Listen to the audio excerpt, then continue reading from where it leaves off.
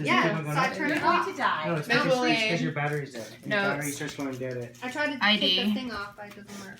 All of the Can you come take it people eating food. Okay. And it's me. Perfect.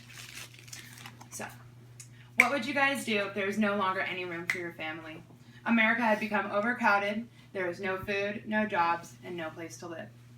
This issue is happening just in our backyards in rural Nevada, as BLM has become overcrowded with many wild Mustangs.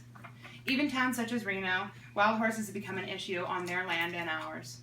BLM has become overcrowded, and even facilities that we have used to have run out, of room. Overflow has even overflowed. The amount of wild horses will potentially quadruple in the next 2 years if there isn't a solution to this problem. Without a bigger reduction effort, many animals will continue to suffer, and without a population control strategy, this is only the beginning of the issue. In numbers alone, you can determine that without a sufficient solution and entire governmental support, this population will affect not only us, but our animals. Not only does the amount of wild horses exceed the land per capita, but it also oversees the amount of food available. NBC stated that 50,000 wild horses had already been contained or monitored, and there was about 32,000 left to be handled. Mustang per acre is determined by food, resources, and land available. And in CNN's research, they found 11,000 acres would support between 7 and 10 horses. When doing this research, they saw that about 117 horses were still left to roam over this per capita, and after collecting all of them, they chose 7 to return back into the wild. As the number of unresolved Mustangs with no solution continues to grow, we can see this already starting to affect inside our towns as well as over the hills. Rates of adoptions are falling, and the cost of these containment centers have doubled up to $78 million. The Washington Post declared that the government oversees around 179 herd management areas and as well controls about 31.6 million acres.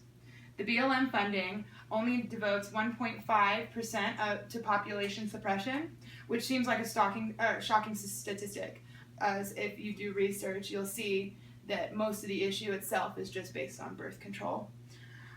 This was found in an NBC study late last year. Another huge issue that they had brought to our attention was that the loss of income and the loss of opportunity for many of our multiple previous generation farmers because they were running out of ample resources.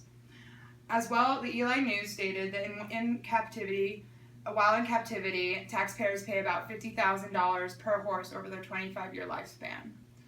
Although BLM is public, many need the land for their own use. Many ranchers have pre-arrangements to use BLM with given times of the years, and if there's no food available or if the land is overcrowded, this allows their business to go bankrupt and only hurting our economy more. With many ranchers sharing BLM to run and feed their cattle, this is calculated and included in our general statistics. However, without the food, there's no way that they can survive because an average amount of cattle that they would need to raise to run a business is just not sufficient for private land, and therefore that's why they have the agreement with public land. This only adds to the issue because if ranchers can no longer afford their horses, they will be turning their horses out and rendering them to not be able to adapt in the wild as a wild horse since they have been domesticated. The American Wild Horse Preservation states that if this problem continues to grow, the only logical solution would be to slaughter horses, which many have seen that it became illegal a couple years ago due to the fact of many being apathetic to the situation, although if researched in farther, that has to be a thought of solution. As well, with the rising price of the care of horses, many ranchers are refusing to adopt, and ranchers are our primary people to adopt since they're the only people knowledgeable and capable of breaking and training wild horses, whereas many other people want to go for high-class breedings or don't have the time to allocate to that. An amazing informative documentary called Unbranded has also released a lot of good information and spread the word about our issues in Northern Nevada and the BLM. This documentary promotes wild horse adoption and as well spreads about the time-sensitive issue we have. This documentary follows a group of college graduates from Texas A&M as they adopt 14 wild Mustangs and break them to ride horses, and then continue to drive from Mexico to Canada on horseback. In Reno, for example, many Mustangs now roam into nearby neighborhoods and get either injured or killed by cars, as well as destroying people's personal property and public roadways. CNN also stated that the government plan is to leave about 26,000 horses on 26 million acres, and for these animals to live per the BLM. Rounding up Mustangs is only a temporary solution, because if there isn't a good way of reducing the overall population, the population will continue to grow and we will run out of any more room that we can seem to allocate.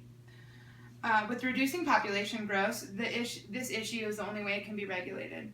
If bills are passed with new developments that help populations, such as a form of a hormone dart that are shot from helicopters to help regulate the birth cycle, and neutering male horses. The hormone darts are proven to help regulate. The main obstacle of this, though, is being able to tag the horses to determine which horses have received the hormone and not. When many people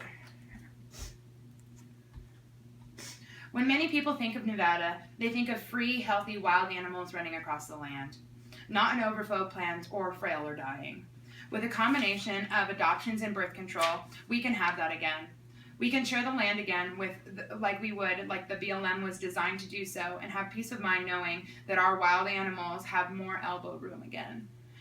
The Eli News released in 2015 that the BLM was initiating 21 new research projects to help this issue.